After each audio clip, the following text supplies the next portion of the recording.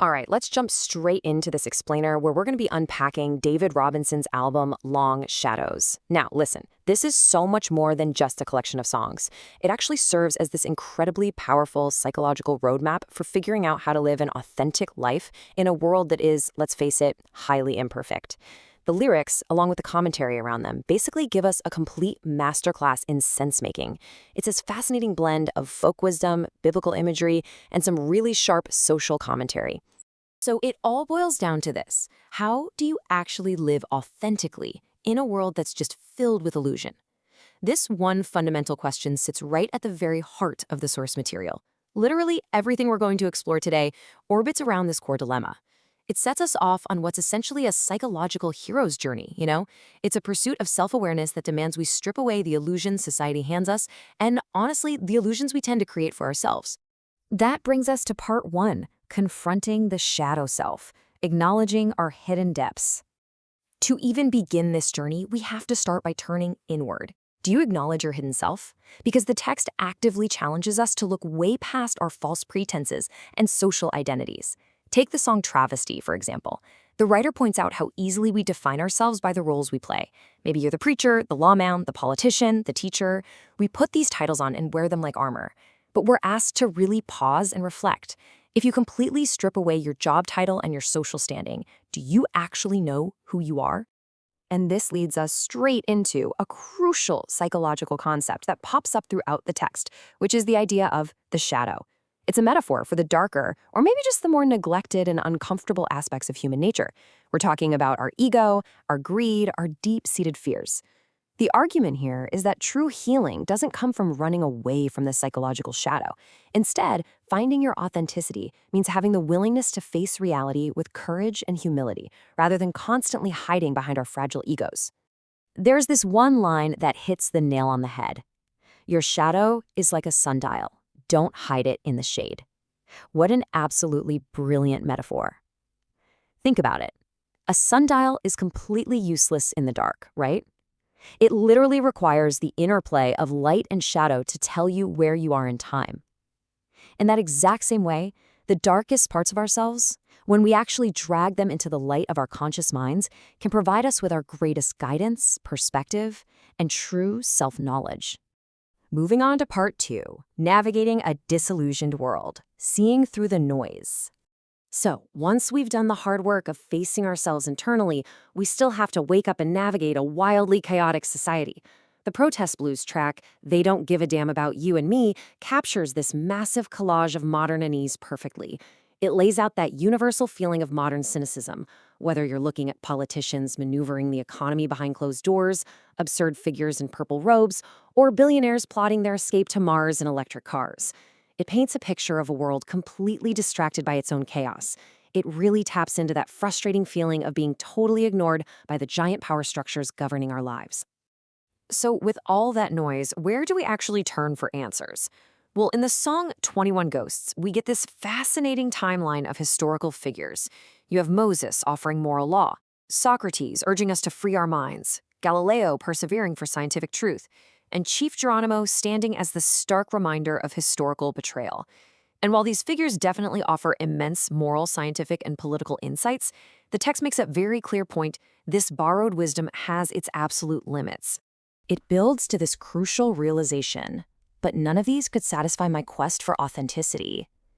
Basically, you can't just borrow your worldview from a historical figure or a politician or a philosopher and expect to feel complete.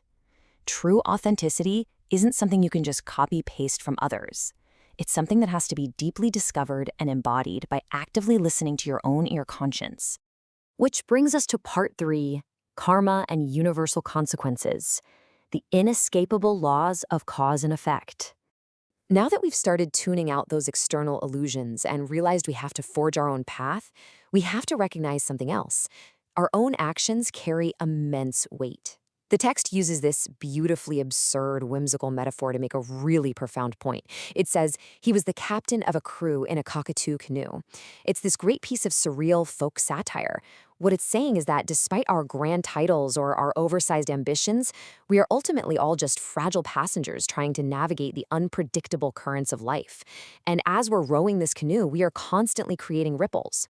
Those ripples are exactly what the text refers to as karma. And this progression of accountability, it's inescapable. First, we take action. Sometimes we try to hide our pride or our secrets in the shadow of the sun, which is obviously an impossible thing to do. Then the unseen, silent force of karma unfolds. And finally, we face the inevitable consequence. But the source material makes it incredibly clear karma isn't some sort of punishment from a vengeful universe. Actually, it's just a quiet, universal principle that impartially reflects our own moral and psychological actions right back onto us. And therein lies a lesson. It references the biblical story of Lot's wife, the one who turned into a pillar of salt because she looked back at the destruction she was fleeing. It's a stark warning against spiritual stagnation. We just cannot spend our lives drifting around, half asleep, paralyzed by past mistakes, or longing for the way things used to be. It's a reminder that we have to live consciously, care for what is right in front of us, and just keep moving forward before life comes to a screaming halt. All right, part 4, cultivating an abundant mindset, shifting the focus inward. So instead of getting bogged down by the heavy consequences of karma or the despair of a chaotic world, the text pushes us toward a totally different path, choosing a mindset grounded in deep resilience. It draws a huge contrast between the false pursuit of external metrics and a genuine internal state of abundance. On one hand, you have the illusion of fulfillment, chasing material wealth, desperately seeking external validation, getting stuck in that monotonous daily grind. But on the other hand, you have true abundance. We're talking spiritual depth, gratitude, inner renewal, courage. The text boldly asserts that we were not made for lack. We were designed to flourish. And that flourishing, it has to come entirely from within. So what does that internal abundance actually look like in the real world? Well, in the song Good Will Hunter, we find out that a meaningful life is measured not by fame, wealth, or, going viral. It's measured by the quiet virtues of ordinary people. It's found in these simple, tangible, everyday moments of generosity. It's the steadfast loyalty of a partner. It's the simple act of baking a blackcurrant pie. It's the dedicated craftsmanship of working with a hammer and nail, or a grandparent just walking that extra mile for their grandkids. These are the actual, true markers of a successful human experience. Finally, part 5, making peace with imperfection, integrating the light and the dark. As we reach the culmination of this journey, we arrive at a super vital realization. Living authentically does not mean achieving perfection. There's this deeply personal reflection from the album's final song that showcases the honest tension of doing true inner work. It goes, "I'm just a simple fellow trying to make peace with my shadow and the dragons in the fire." It brilliantly ties our internal demons directly back to that chaotic external world we were talking about earlier. It's an honest admission that, hey, the work is never truly done. And what I absolutely love about this is how it totally avoids toxic positivity or the cliche of just accept yourself. It's easy. True peace requires a highly nuanced balance.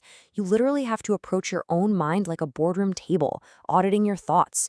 You have to accept and integrate some parts of your shadow. But, and this is key, you also have to actively fight and slay the destructive dragons in the fire. You have to fight your worst impulses. And as for the things you can't fix right now, you just find a cool place to tarry.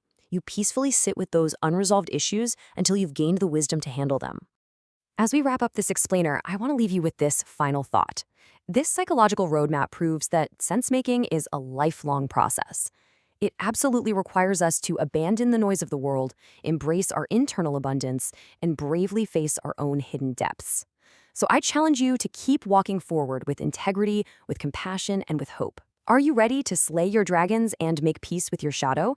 Thanks so much for exploring this with me today, and I'll see you on the next explainer.